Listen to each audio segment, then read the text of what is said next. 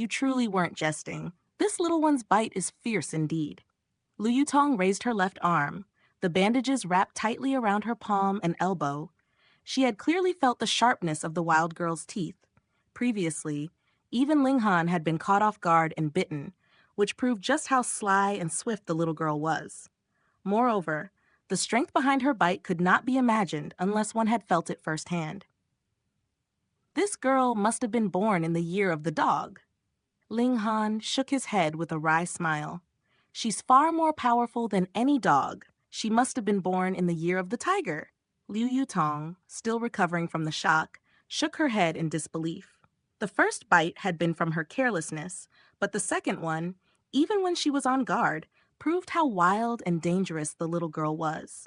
Naturally, if she had intended to harm her, Liu Yutong could have easily dispatched her with a single strike, no matter how sharp her teeth. Where did she come from? Liu Yutong asked, her curiosity piqued. She was raised in the wild by a tiger. I don't know much else beyond that, Ling Han replied, kneeling before the wild girl, extending a hand to tease her. Little one, you probably don't have a name, so I'll have to give you one. Who? The wild girl repeatedly snapped her jaws in the air, her sharp teeth clicking as she lunged at Ling Han's finger, seeking to bite it. Since you were raised by a tiger, we'll call you Who Knew? Ling Han chuckled. Then he turned to Liu Yutong, asking, Does she have any marks? Something like a birthmark? That might help us find her real parents one day. She does, Liu Yutong nodded. There's a strange mark on her ankle, though I can't tell if it's something she was born with or if someone marked her later. Ling Han carefully lifted the little girl's covers and peered at the mark. Indeed, there was a peculiar design on her left ankle, about the size of a copper coin, intricate in nature. He could not make sense of the pattern, but its complexity suggested that it was likely branded after her birth. Yet there were no signs of any such branding, indicating that she might have been born with it. It was truly a puzzling matter. What do you plan to do with Who Knew? Liu Yutong asked, her affection for the little girl growing. She still thinks she's a wild beast. If you don't manage her properly, she could cause trouble. Ling Han nodded in agreement. Let's let her stay with us for now. Once she regains her human intelligence, we'll figure out what to do next. Who Knew had no sense of being human. She behaved more like a wild beast, akin to a tiger cub or a wild cat. They tried to dress her, but she immediately tore the clothes off. If they hadn't tied her up, she would have been even more agile than a monkey. What troubled Ling Han most was her refusal to eat cooked meat. Whether it was grilled or boiled, Who Knew refused to touch a single bite. Instead, she would glare at Ling Han's neck, her eyes burning with killing intent. It was clear she would have preferred him as her meal. To tame her wild nature, the first step was to change her eating habits. Ling Han took a bite of the grilled meat and then placed the rest in front of the little girl before stepping back. Who Knew hesitated, holding back from pouncing, but after half a day, her stomach grumbled fiercely, and her eyes glowed even fiercer. Still, she didn't reach for the meat until midnight, when she could bear the hunger no longer. She squirmed, wriggling forward like a serpent, and finally devoured the grilled meat. Her appetite was astonishing. She finished a whole pork leg in no time, licking her lips, looking as though she hadn't eaten in ages. The look on her face was a strange mixture of satisfaction and confusion, for she had never tasted such delicious meat before. On the second day, Ling Han continued his rounds of social gatherings, and on the fourth day, Li Hao and his old friends found time to meet him. I never thought you'd actually manage to take first place, one of them exclaimed. Yeah, you're truly impressive. Amazing. I'm more envious of Li Hao, though. He'll be joining Huyang Academy soon, and Big Brother Ling will take care of him there. No fear of him being bullied in an unfamiliar place. Liu Dong and the others spoke in quick succession as they filled Ling Han's cup, rejecting his attempts to reciprocate. Due to their lower status, they could only meet him after the majority had left. Today, their goal was clear, to get Ling Han drunk. But when they had drunk halfway through, Chen Pengju's face darkened with hesitation. After a long pause, he spoke, I may have caused a huge disaster. What's the matter? Everyone else asked, concerned. Chen Pengju clenched his teeth. After returning from the Balance Mountains, I had a drink with one of my clansmen. I drank a little too much, and I think I accidentally spoke about the incident with Hang Jan. What? Li Hao and the others stood up, their faces instantly turning pale. Hang Jan was the grandson of the 7th elder of Stone Wolf Gate. Recently, people from the Stone Wolf Gate had been searching for his killer. If the information had leaked, the 7th elder would certainly come seeking vengeance, a formidable warrior of the Gushing Spring tier. Ling Han didn't take it too seriously. He too had the support of Gushing Spring tier warriors, and the Stone Wolf Gate must have known that 3 black-grade alchemists stood behind him. They wouldn't dare be reckless. Only the 7th elder might be driven into a frenzy. After all, his own grandson had died, and it depended on his temperament. If he was short-tempered, a violent attack on Ling Han was possible. So, did you say anything or not? Liu Dong asked anxiously. Guo Rocktown fell under the jurisdiction of the Stone Wolf Gate, and the 7th elder had the right to take action. Even if it meant massacring their clan, the Dayuan king would only verbally reprimand him. This was a world where strength determined everything. I really can't remember. I drank too much that day, Chen Pengju said miserably. Ling Han thought for a moment, then replied, If the person from Stone Wolf Gate comes after your clans, just tell him to come to me. No, big brother Ling. We would never betray you. That's right. How could we be disloyal? Liu Dong and the others shook their heads in refusal. But whether their words were true or not was another matter entirely. Ling Han smiled. It's fine. The truth is already out. I can protect myself, so I'm not afraid of the 7th elder. But for your safety, I can't guarantee it. So listen to me and tell the truth. Seeing Ling Han's insistence, Liu Dong and the rest reluctantly agreed, hoping Chen Pengju's drunken tongue hadn't betrayed them. If it had, everything would be fine. With this heavy worry looming over them, the atmosphere grew tense, and the gathering soon came to an end. Everyone returned to their respective homes. Upon returning to the Heaven's Medicine Pavilion, Ling Han saw Lu Yutong trying to teach Hunyu how to speak. Yet, the wild girl was as unruly as ever, snarling and baring her teeth, resembling a little tiger. Ling Han laughed loudly and said, You should use her weakness. Doesn't she love to eat? Use food as a reward. If she behaves, give it to her. That will make her learn to obey you. Lu Yutong rolled her eyes, clearly annoyed. Do you think this is raising a kitten or a puppy? This girl is fiercer than any kitten or puppy. Ling Han clicked his tongue and reached out to pat Hunyu's head.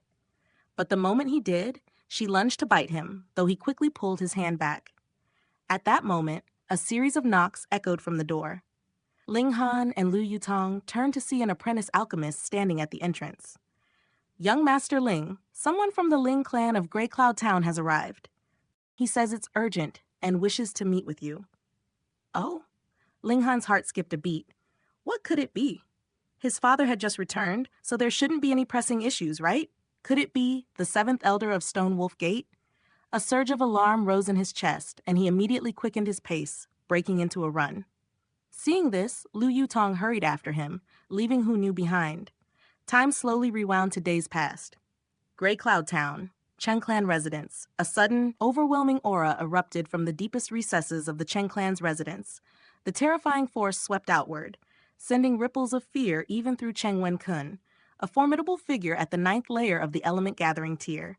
His heart raced, yet he did not panic. Instead, joy replaced his previous wariness. A broad smile spread across his face as he began to wave his arms in excitement, exclaiming, Third uncle has broken through! Ha ha ha! Third uncle has broken through. Ling Clan, you arrogant fools, who would have thought that my third uncle, in his seclusion, has ascended to the Gushing Spring tier? A sudden grimness clouded his expression, and with fierce determination, he added, From this day forward, the Ling Clan no longer exists in Grey Cloud Town. Just as the air thickened with tension, a loud, mirthful laugh broke the moment. A thin, elderly figure strode purposefully into the hall. Waves of raw power emanated from his form, as he was still mastering the forces of his newfound strength after his breakthrough. It was Cheng Wen-kun's third uncle, Cheng Ji-yu, a martial fanatic. Years ago, he had been lauded as the greatest martial artist in the Cheng clan, yet he had shown little interest in leading the clan. Instead, He spent years in seclusion, devoting himself to breaking through the gushing spring tier. Many believed him dead, but his unwavering diligence had paid off.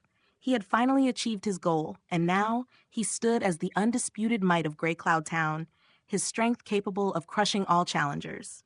"Greetings, Third Uncle. Congratulations, Third Uncle." Cheng Wen-kun half knelt in respect, his face beaming with uncontrollable joy. "And rise," Cheng Ji-yu replied nonchalantly, before turning his eyes elsewhere. "Summon Xiao Yuan and the others. It has been years since I saw them." "Third Uncle, Xiao Yuan, he's dead." Cheng Wen-kun's voice cracked, grief overpowering him. "What?" Cheng Ji-yu slammed his palm onto the table. Bang! The exquisite sandalwood table shattered under his fury, his gaze flared, and he roared. "Who dares to kill my grandson?" Cheng Xiaoyuan was Cheng Ji-yu's direct grandson, a brilliant young man who had inherited his grandfather's martial talent. He had been taken in as a disciple by the prestigious Stone Wolf sect, a feat no one else in the Cheng clan had ever achieved. "That wretched brat from the Ling clan, Ling Han," Cheng Wen-kun snarled, fury lacing his words. "Pa!" Cheng Ji-yu's hand rose swiftly, striking Cheng Wen-kun's cheek with a resounding slap. His voice was cold, dripping with disdain. "Why are you still here, sitting idly? Bring me the head of that bastard from the Ling clan." Cheng Wen-kun, knowing the power disparity, dared not respond in anger. In the face of a gushing spring tier warrior, his own might was as insignificant as a leaf in a storm. He knelt again, his voice trembling. "I wanted nothing more than to avenge Xiao Yuan, Third Uncle, but there is an elder of the Stone Wolf sect backing Ling Han. I cannot touch him." "A Stone Wolf sect elder?" Cheng Ji-yu's eyes narrowed. The Stone Wolf sect's elders were all in gushing spring tier, a level he had only just reached. While the elder might be a challenge, it would be nothing that would deter him for long. That little bastard must have flattered that elder to gain his protection.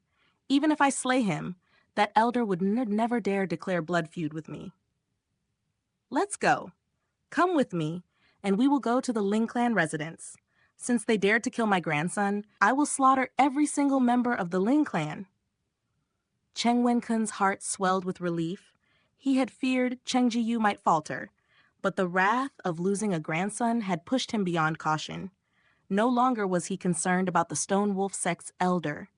He was swept up in the fury that now drove his third uncle forward. The entire Cheng clan moved with deadly intent, their footsteps a relentless march toward the Ling clan residence. The very air seemed to crackle with bloodlust. As they moved, the smaller clans in the town took notice, emerging from their homes to witness the unfolding spectacle. What is going on with the Cheng clan? Are they about to wage war against one of the clans? Which clan could provoke such a massive response from them aside from the Ling clan? Could it be the Ling clan's power rivals the Cheng clan's? If a war were to break out between them, it would only end in mutual destruction. The Cheng clan can't be that foolish. No. The Cheng clan's situation isn't great. I heard their main source of income has been completely shut down by the Ling clan. Now they can't even pay their servants. I've heard the same. Many of their servants and guards have secretly run off. Is the Cheng clan really in such dire straits? No wonder they're making a desperate move. If they don't act now, the Ling clan will wipe them out.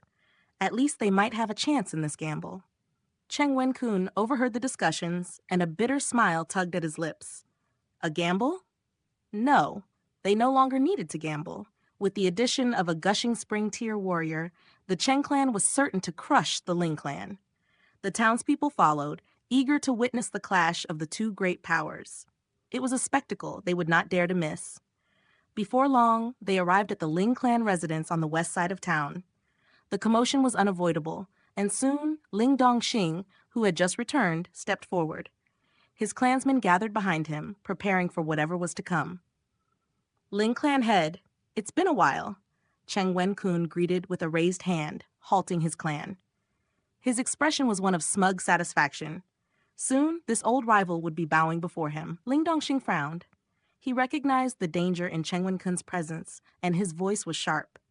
"Cheng Wen-kun, what is the meaning of this show? Are you here to provoke us?" "Ha!" Cheng Wen-kun let out a loud laugh, then suddenly stopped, his face growing serious. "Yes, I am here to make a demonstration.